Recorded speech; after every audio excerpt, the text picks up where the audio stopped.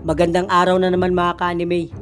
Pag-uusapan na naman natin itong chapter 58. Sa chapter na ito ay naglungsad ng pagsasanay ang Team 7 habang nagtatalo naman sila Kawaki at Boruto. Habang nanonood naman sila Naruto at Konohamaru sa pagsasanay ng apat at nauwi ito sa isang labanan nila Boruto at Kawaki. At bago tayo magsimula, ipasok muna natin ang ating intro.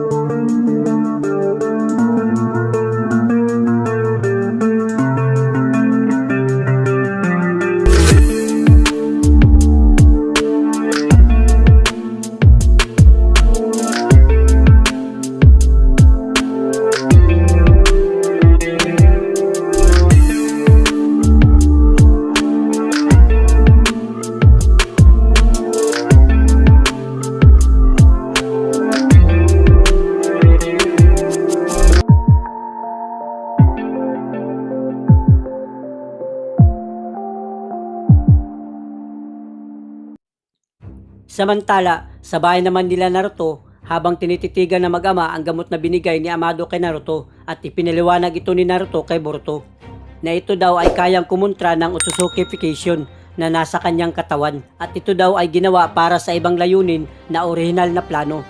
Ngunit hindi niya alam ang posible o maging epekto nito kay Boruto. At habang nagpapaliwanag naman si Naruto kay Boruto, naghanda ito ng plato at nagsalin ng ilang piraso at dumampot ng isang piraso sabay titig nito at nilunok. "Hoy, nakikinig ka ba?" Ang sigaw naman ni Naruto sa anak. At sumagot naman si Boruto na kung hindi daw niya ito gagawin, paano niya malalaman ang epekto nito? Maliban na lang nasusubukan niya at gawin ito ng tama. At tinanong naman ni Naruto si Boruto kung meron ba daw itong kakaibang nararamdaman. Ngunit sumagot naman si Boruto na wala naman daw siyang nararamdaman na kakaiba. At napagtanto daw niya na kung maaring tumagal daw ito ng 1 oras upang malaman ang epekto nito ay nakahanda na siya kung anuman ang masamang mangyayari habang nasa kanya ang karma. At magdesisyon ng mabilis sabay pasalamat sa kanyang ama, ang wika ni Boruto sa kanyang ama. Nang makalipas ang ilang araw ay nagsagawa ang Team 7 ng isang pagsasanay. Habang nag-uusap naman ang apat, nagtatalo naman sila Boruto at Kawaki. Pinagtatalunan nila ang patungkol sa plano nila na pagsalin ni Boruto ng karma kay Kod. Ngunit sumagot naman si Boruto na hindi niya ito magagarantiya kung gagana ba ito at hindi niya alam kung gaano ba kalakas si Kod. At habang nakaupo ang apat, pinapatigil naman sila ni Sarada. Ngunit sumagot naman si Kawaki na tumahimik daw ito.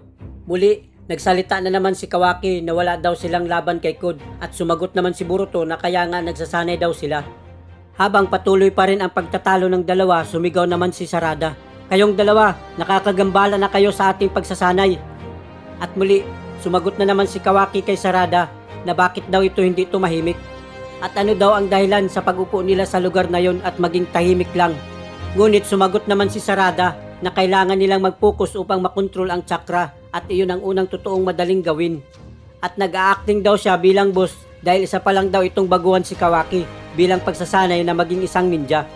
At sumagot naman si Kawaki na ang basic ay mukhang mabuti, ngunit ilang taon ba daw planuhin ang pagsasanay upang matalo nila si Kod at ito daw ay hindi isang biro. At sinigawan na naman ni Boruto itong si Kawaki na pinaalalahanan niya si Kawaki na ito daw ang unang nagtanong kung paano matuto ng ninjutsu. Hanggang sa hindi nakapagpigil si Kawaki at bigla niyang tinira ng kanyang modified arms si Boruto, ngunit mabilis naman itong nasangga ni Mitsuki. Sabay naman ang pagkabigla ni Boruto. "Magaling, Mitsuki, nasangga mo agad," ang wika ni Kawaki kay Mitsuki. "Nakikita ko na ang pagtitraining ay isang aktwal na labanan," ang wika naman ni Mitsuki. Samantala, habang nanonood sila Konohamaru at Naruto, balak ni Konohamaru pigilan si Kawaki, ngunit pinigilan ito ni Naruto upang malaman nila at makita ang mangyayari sa kanilang training. At habang pinupuluputan ni Mitsuki ang modified arms ni Kawaki ay agad naman itong tinanggal ni Kawaki. At gumamit ulit si Kawaki ng sword hands at inampas niya kay Mitsuki. At umatake rin si Sarada kay Kawaki at muli inampas ni Kawaki ang kanyang sword hands kay Sarada. Ngunit mabilis ito nakaiwas pa itaas at gumamit naman si Sarada ng fireball jutsu. Nang matapos gamitin ni Sarada ang kanyang fireball jutsu kay Kawaki, mabilis naman itong nasangga ni Kawaki at gumamit ulit ng kanyang modified arms. At nang makababa na mula sa itaas si Sarada, mabilis itong naghagis ng kanyang shuriken papunta kay Kawaki at tinamaan naman si Kawaki sabay pagkagulat nila Mitsuki, Boruto at Sarada. Nang matamaan si Kawaki ng shuriken ni Sarada ay nagpagulong-gulong ito, ngunit isang kagibunsin lang ito.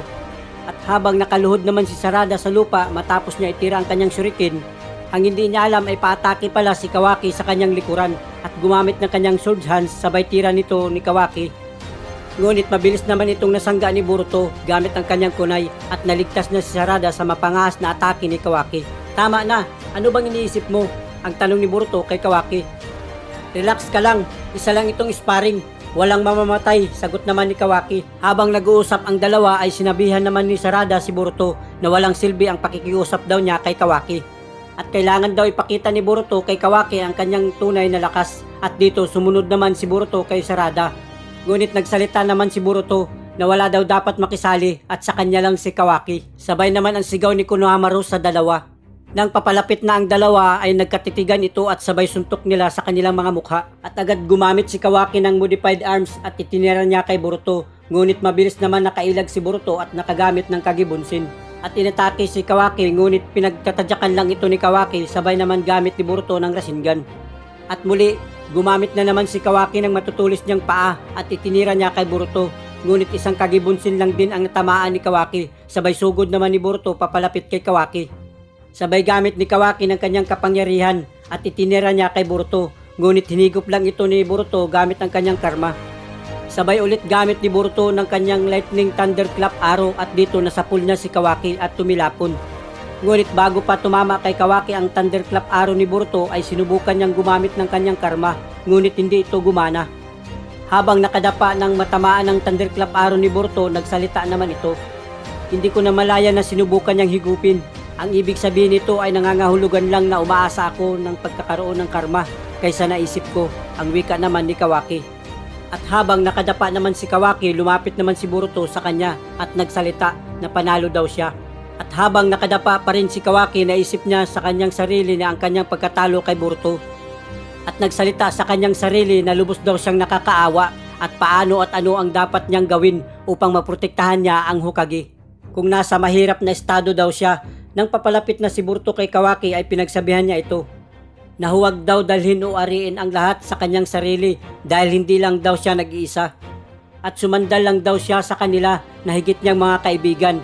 Nang matapos ni Boruto mapangaralan si Kawaki, humiga naman si Kawaki habang nakapanumbaba at tinanggap ang pagkatalo.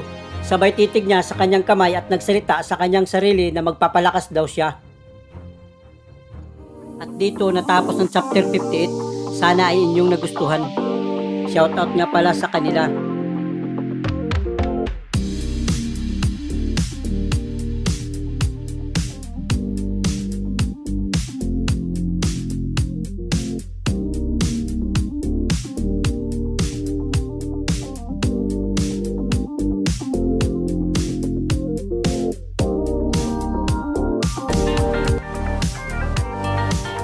Bago nyo skip ang aking video, huwag kalimutang mag-subscribe, i-hit ang notification bell, i-like and share.